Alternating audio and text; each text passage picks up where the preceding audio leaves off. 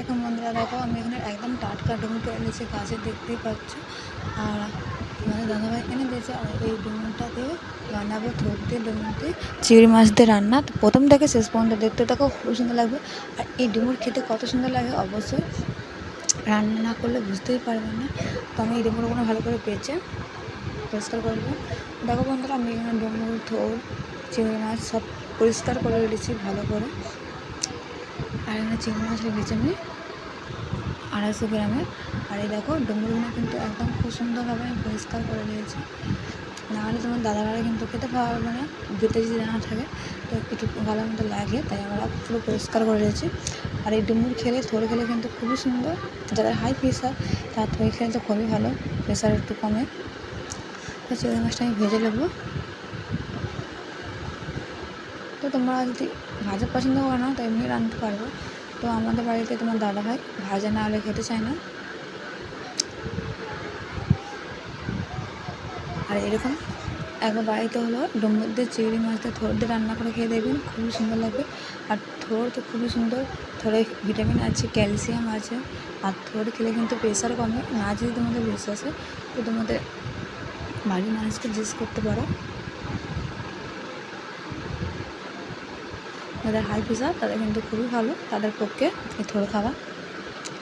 আর এমনিতেই থোড়াতে ক্যালসিয়াম আছে, প্রোটিন আছে। আর ডুমুর খেতে দেখবে শরীর ঠান্ডা থাকে। তো এইভাবে বাড়িতে একবার হলে অবশ্যই থোড় ডুমুর রান্না করে খেয়ে দেখবেন, খুবই ভালো লাগবে। সাথে কিন্তু দিয়ে দিচ্ছি লবণ।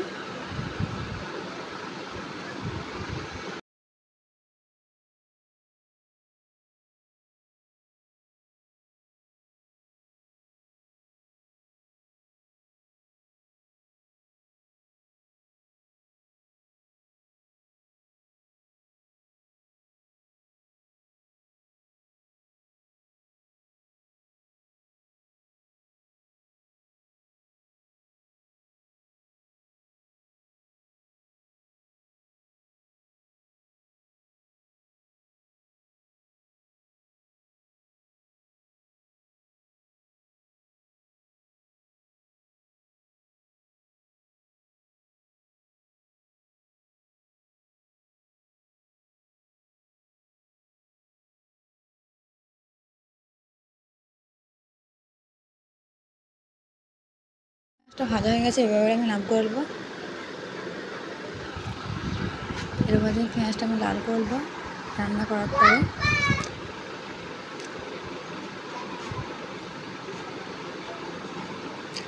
ভেজে পরিমাণ মতন সাদা তেল।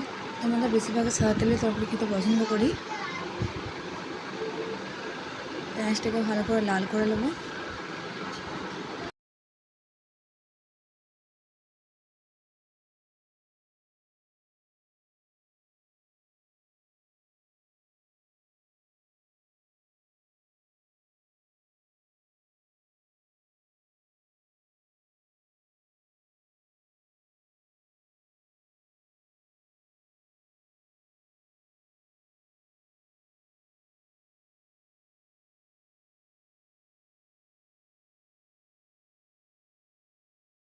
পেঁয়াজটাকে খুব ভালোভাবে লাল করে নেবো। আর দেখো বন্ধুরা, আমি কিন্তু সব সবজি দিয়ে দিছি, এখানে থোড় দিলাম।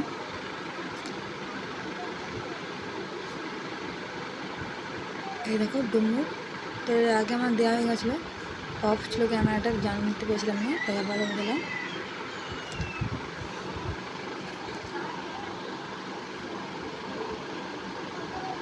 একটু সময় ধরে রান্না করলে এর থোড় ডুমুর কিন্তু সবই গলে যাবে খুব সুন্দরভাবে, প্রেসার কুকারও লাগবে না। কিছু কিছু বাড়িতে দেখেছি আমরা যে প্রেসার কুকারেতে গলায়, তো আমার বাড়িতে দেবো এই কড়াতেই গলিয়ে দেবো আমি।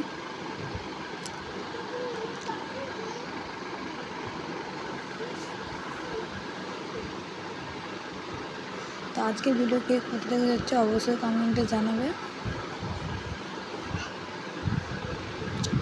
আদা রসুন বাটা দিয়ে দেবো আমি।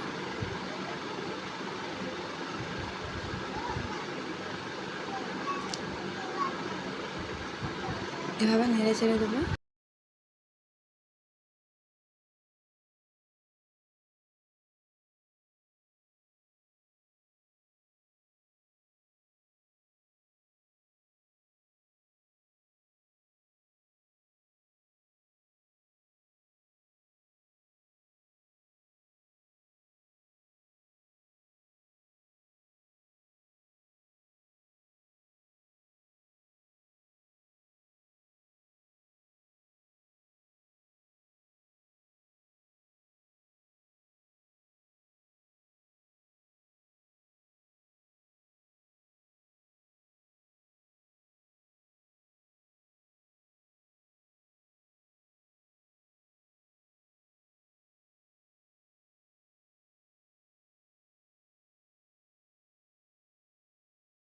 দিয়ে দেবো পরিমাণ মতো লবণ করে, লবণ।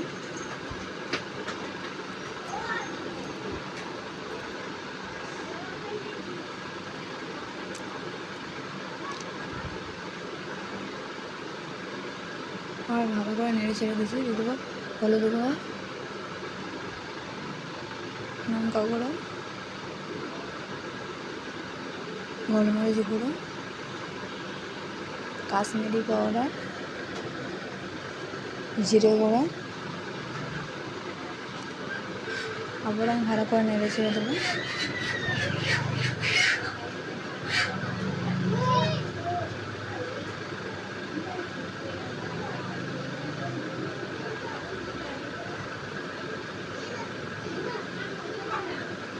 আর দেখো কালারটা কত সুন্দর আসতেছে, আস্তে আস্তে কিন্তু কালারটা খুবই সুন্দর আসবে।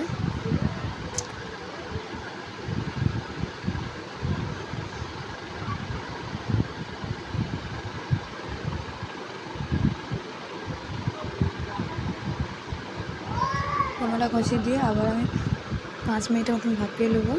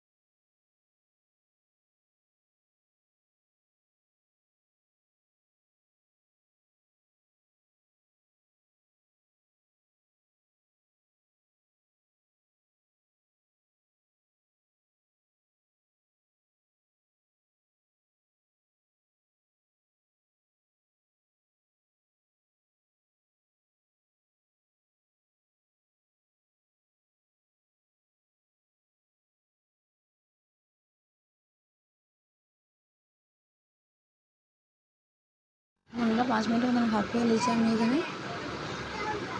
আর দিয়ে দিয়েছি কেটে রাখা আলুগুলো। আবার আমি ভালো করে নেড়ে ছেড়ে দেবো।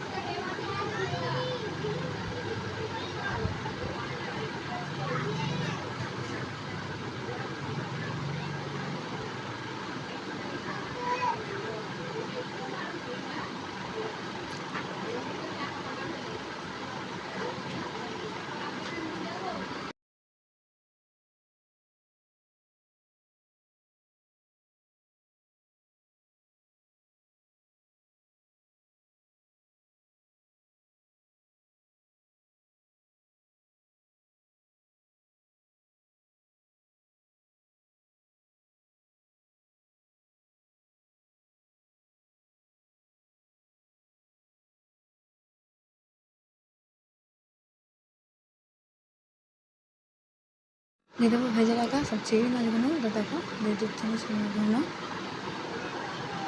আর কত সুন্দর লাগবে বন্ধুরা, তখন চিংড়ি মাছের এগুলো সব সবজির মধ্যে তুলবে, আরও সুন্দর লাগবে। একবার হলেও কিন্তু প্লিজ তোমরা অবশ্যই বানাবে। তরকারিটা রান্না হয়ে গেছে, এবার আমি নাম করে দেবো।